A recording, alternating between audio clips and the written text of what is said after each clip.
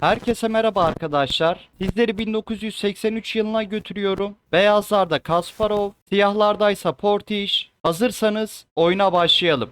D4, at F6, C4, C piyonunu merkez mücadelesine dahil ediyor. E6, filin çaprazını açarken D5 sürüşünü hazırlıyor. D5 karesine kalıcı bir piyon yerleştirmek istiyor. At F3, B6. Fili için B7 karesinde yer açıyor. At C3, fil B7. Fili uzun çapraza yerleştirdi. A3, fil B4 ile atın açmaz alınmasını engelliyor.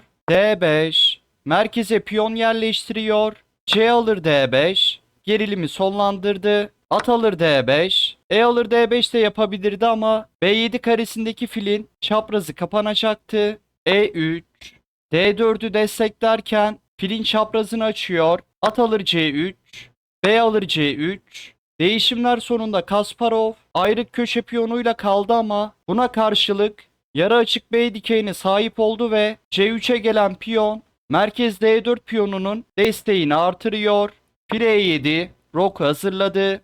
Fil B5, at C6 yapılırsa at E5 devamında vezir A4 ile Kasparov alet kazanır. At D7 yapılırsa yine at E5 hamlesi var. Fil C6 ile filin çaprazı kapatılırsa Kasparov A4 ile ilerler. Portiş atını geliştirmekte zorluk yaşardı. C6 uzun çaprazdaki filinin çaprazını kapatsa da en iyi tercih. Fil D3, C5 filin çaprazını açıyor. Artık fil B5 şah çekilirse fil C6 gelebilir. Çünkü C piyonu merkez mücadelesine dahil oldu. Kasparov direkt fil D3 gelseydi, Portiş C5 sürseydi aynı konum oluşacaktı. Buradaki mantık rakibinin seçeneklerini azaltmak.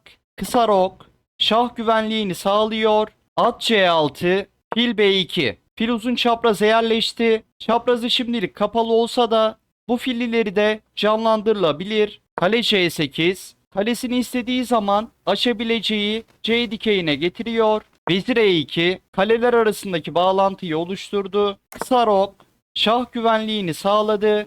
Kale AD1, kalesini rakip vezirle aynı dikeye getirdi. Vezir C7, kaleler arasındaki bağlantıyı oluşturuyor.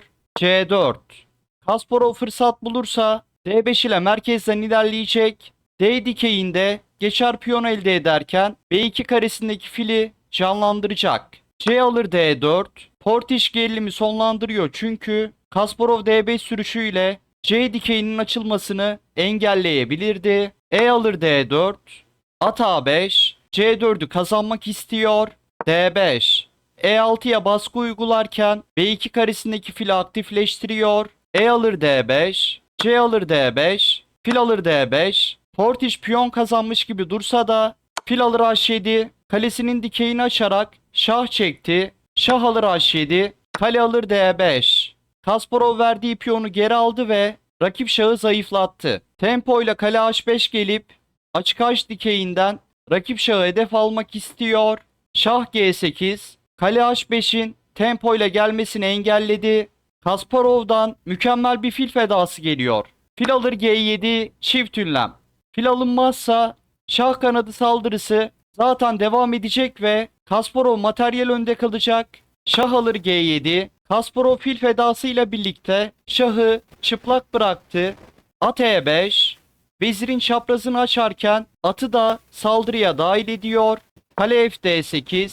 Kaleleri değişip baskıdan kurtulmak istedi. Aynı zamanda F8 karesinde şahı için yer açtı. Vezir G4.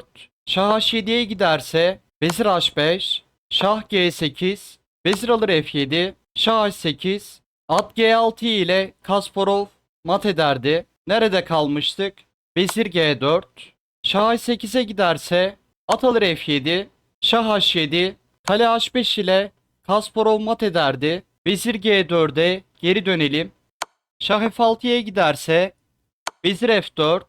Şah E6'ya giderse vezir alır F7 mat var. Şah G7'ye giderse vezir alır F7. Şah H8'e giderse at G6 mat. Şah H6'ya giderse vezir G6 mat var. Kaldığımız yerden oyuna devam edelim. Vezir G4. Şah F8. Kale istek altında. Kasparov'dan kale fedası geliyor. Vezir F5, çift ünlem. Kale alınırsa vezir alır F7, bir hamlede mat var. F6, vezirin F7'ye bakışını engelledi. At D7, şah G8'e giderse vezir G6, şah H8'e kale H5 ile merdiven matı var. Şah E8'e giderse vezir G6, bir hamlede mat. Şah G7 ya da şah F7'ye giderse Kasparov kale E1 ile diğer kalesini de saldırıya dahil edecek. Kale alır D7 en iyi seçenek. Kale alır D7, vezir isteyerek geliyor. Vezir C5, vezir H7. Vezir ve kale file yükleniyor. Rakip veziri filin savunmasına bağlıyor. Kale C7, kaleleri değişip baskıdan kurtulmak istedi. Vezir H8, şah F7, kale D3. Kasparov rakibinin değişimlerle rahatlamasına izin vermiyor. At C4, at olay yerine gelip şahın savunmasına katılmak istiyor. Kale Fd1, Kasparov açık D dikeyinde kalelerini çiftledi. At E5, vezir H7. Şah F8'e giderse kale D8, fil alır D8 devamında kale alır D8 ile mat var. Şah E8'e giderse 3 hamlede mat var. Bunu size bırakıyorum. Cevabı yorumlara yazabilirsiniz. Şah E6, Kasparov rakip şahı uzun bir yolculuğa çıkarıyor. Vezir G8, at F7 kapatılırsa kale E1'den sonra Portiş vezir E5 ile vezir vermek zorunda kalır. Israr edip şah F5 oynarsa kale F3 ile mat olur. Şah F5, G4.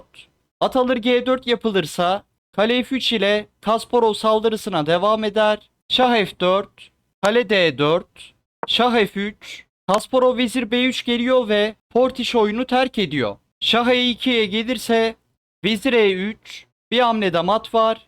Vezir C3 ile araya taş kapatılırsa vezir D5, şah E2 zorunlu, vezir E4, vezir E3 zorunlu, vezir alır E3 ile Kasparov mat ederdi. Mata çare olmadığını gören Portiş oyunu terk etti. Portiş'in terk ettiği konumda videoyu bitirelim. Vezir B3. Analizi beğendiyseniz videoyu beğenmeyi ve kanala abone olmayı unutmayın. Sonraki videoda görüşmek üzere.